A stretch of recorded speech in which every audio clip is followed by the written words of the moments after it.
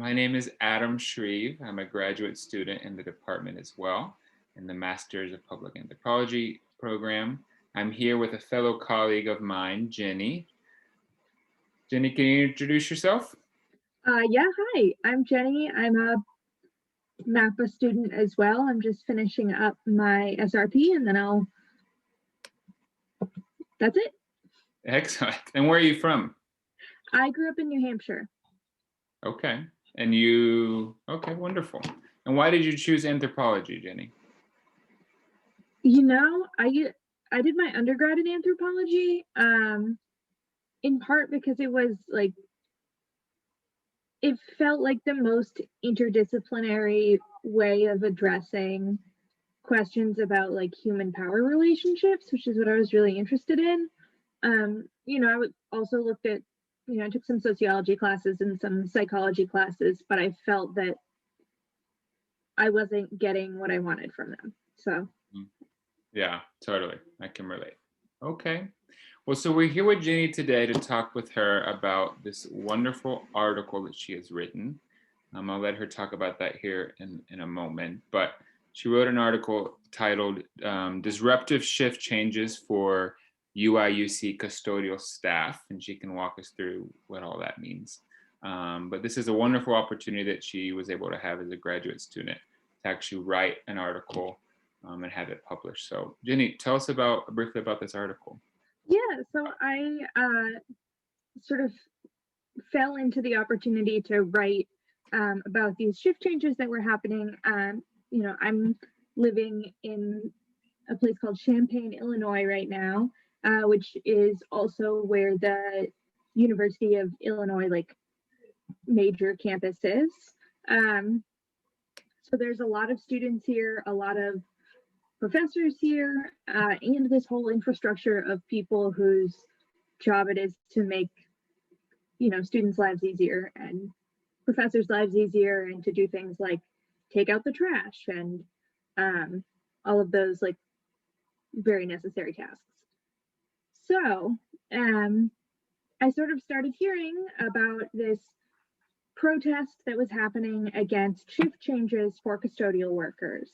There's these shift changes that were happening. They were saying because they needed to make adjustments due to COVID, but the workers were all saying hey, this seems punitive. Everyone hates this. This is not actually because of COVID at all. They've been trying to make these changes for years and years. And so I sort of had the opportunity to write a piece for the local paper here, the Public Eye, about that. Wow, wonderful. And how did you get connected with that opportunity? So actually, I live with my future mother-in-law, who's one of the editors of the Public Eye. It's a free paper. They're constantly looking for people to write articles and reaching out to different people in the community. So they had sort of heard about this story, didn't have anyone on the team that was available to write it because everyone else was writing other things. And I said, you know what, I would love to do that. And so I did. Wonderful, yeah. Yeah, I think we were talking recently, you and I, about how when we look for these opportunities as graduate students, sometimes we don't really know where to begin. And maybe the solution is using our current network. Curious if you could speak at all about that and what you think. Yeah, I mean, I feel in some ways really guilty that this is how I, got to do this work that I'm actually fairly proud of. On the other hand, it's not like I was paid to do this. What I sort of figured out is that there are all these local papers that are really looking for people to write things and to write interesting things, and that they saw it as basically a benefit to them for me to be able to do this. I think it depends a lot on what your networks are, right? Excuse me. I'm lucky that I know people who are involved in academia in different places, and people who are involved in these local service projects, local nonprofits, and I have been able to, just by virtue of getting to know those people and saying to them, hey, I'm an anthropology student and I would like to do things. So if you have anything that you know about or hear about, just call me up.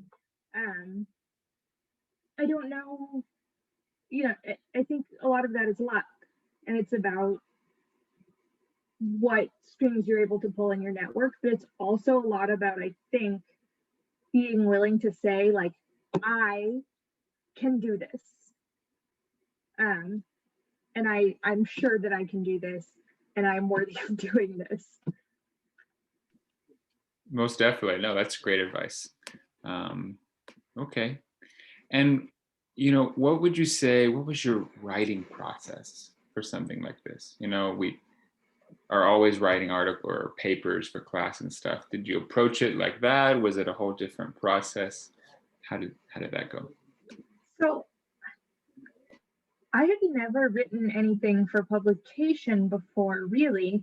And it's a newspaper. So it's like I had to think a lot about whether I was approaching this as a journalist or approaching this as an anthropology problem. And what I ended up deciding was that I was going to rely on anthropology ethics, not journalistic ethics. So I used the same skills from like anthro projects of, calling people and getting to know them and talking with them and, making sure I was designing useful interview questions and using sort of the snowball technique to say, hey, if you have anyone else, who would want to talk to me about this, I'd love to talk with them. But I also made the decision that at the beginning of every call, I was going to tell them that I was an anthropology student and not a journalist, that I was not interested in any sort of gotcha moments, that they could retract anything they'd said to me at any time until, it was published. And no one did. I mean, I also said, hey, if you want this to be on the record, if you want this to be off the record, whatever works for you, which was valuable for me. Actually, I think I was able to get more out of people because I had promised them that I was not going to put them on the spot in ways they didn't want to be. That's great. That's really awesome. Yeah. And that's really good. I mean, not only from the writing perspective, but, good practice of how to get rapport with your participants. So that's great. But the other question is, so I'm interviewing these people who are custodial workers at the university, and they're telling me all about all these changes that have happened, and they're telling me all about who's making those changes and what they think those people's motivations are, and they're not good motivations as far as people are guessing at or suggesting. And I was also trying to get in touch with the people at the university who had supposedly, well, had obviously were in charge of these programs and were making these changes. And I was not able to get any, like, I wasn't ever able to get in touch with them. They never called me back. And I struggled with what I was going to tell them because, if that guy that runs the program had revealed to me that, yes, in fact, this is a personal thing, or yes, in fact, we are looking towards, contracting out this work in the future, and then had turned around and said, but I want that off the record.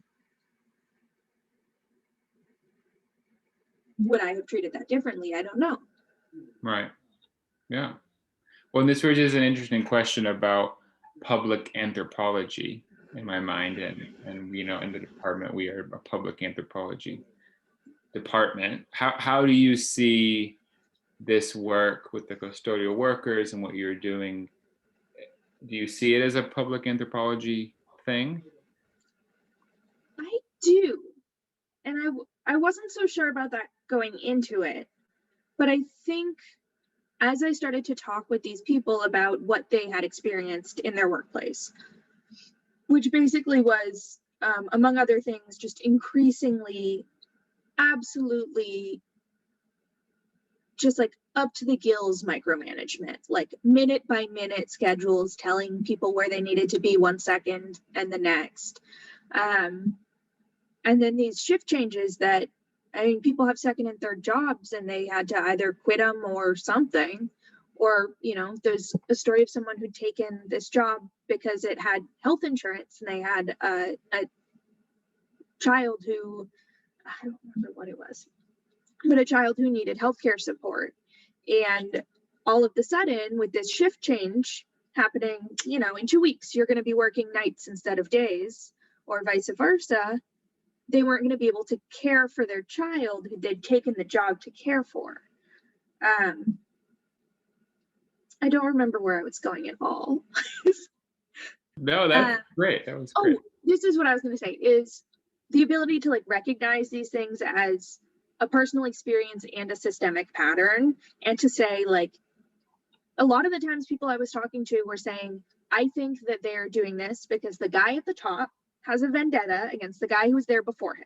He's ticked off about these changes this other guy had made, and he wants to change things back to the way they used to be. And that means sabotaging whole programs, and that means making our lives harder.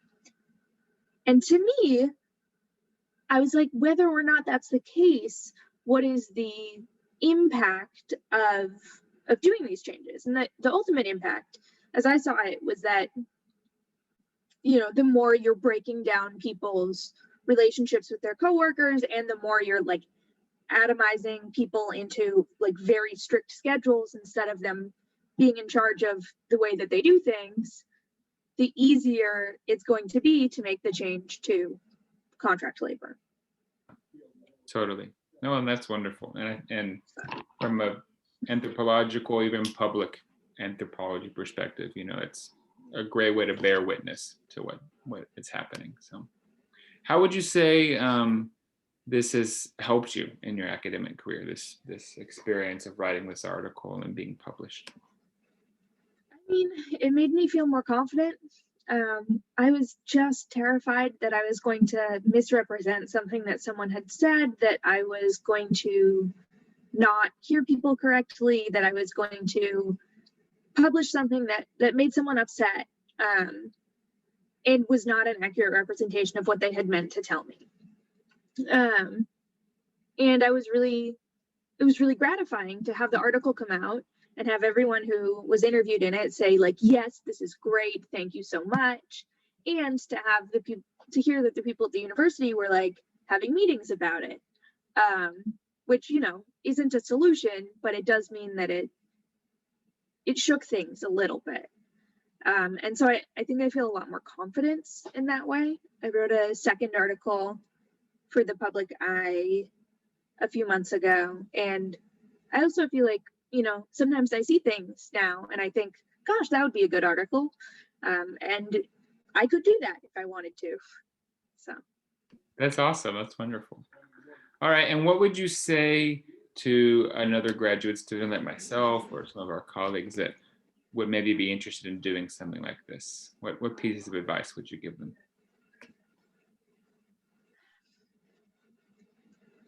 I mean, I think ultimately representing yourself honestly, but with confidence. You know, when you meet someone, say like, hey, I am an anthropology graduate student and I would like to, you know, I'm looking for these sorts of opportunities, especially when it's someone that you think can, you know, you shouldn't just walk up to everyone in a coffee shop and shake their hand and say that, especially now. But more generally, I think it's okay to tell people that you're looking for opportunities.